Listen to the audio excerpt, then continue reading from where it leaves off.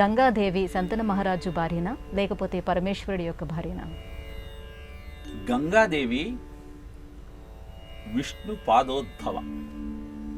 బ్రహ్మదేవుడి కమండలంలోకి చేరి భగీరథుడు తన పితృదేవతలకు ఉత్తమ గతులు కావాలన్న సంకల్పంతో శివుణ్ణి పూజించిన కారణాన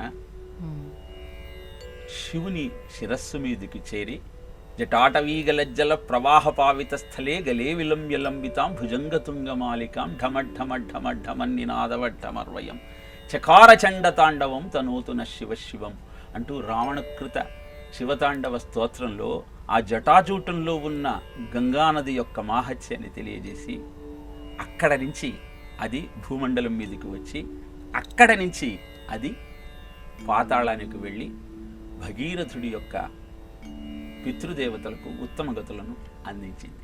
ఇక శంతనుడు గంగాదేవి ఇద్దరు కూడా శాపగ్రస్తుడు.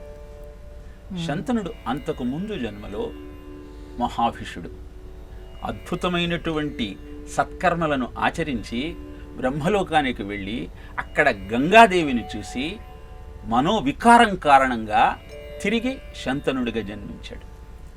అలాంటి శంతనుడికి గంగాదేవి భార్యగా మారి అష్టవసువులకు ముక్తిని ప్రసాదించింది. కాబట్టి గంగాదేవి శంతనుడి భార్య. గంగాధరుడిగా ఆ శివుడు కీర్తిని పొందటానికి కారణమైంది అని ఈ పురాణ కథ ద్వారా మనం తెలుసుకోవాలి.